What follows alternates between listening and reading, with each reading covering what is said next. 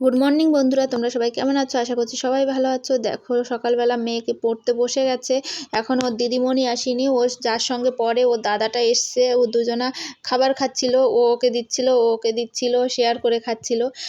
তারপর দেখো ওকে দুধ খাইয়ে পড়তে বসিয়ে আমি চলে এসেছি চা করতে।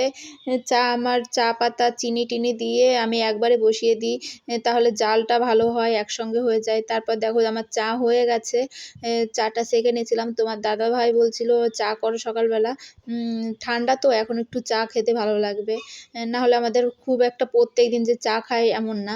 তারপর দেখো রান্নাও হয়ে গেছে, সর্ষে ফুলের বড়া, ঘ্যাট শাক আর বাসি ভাত ছিল, ডিম দিয়ে পেঁয়াজ দিয়ে ভাজবো।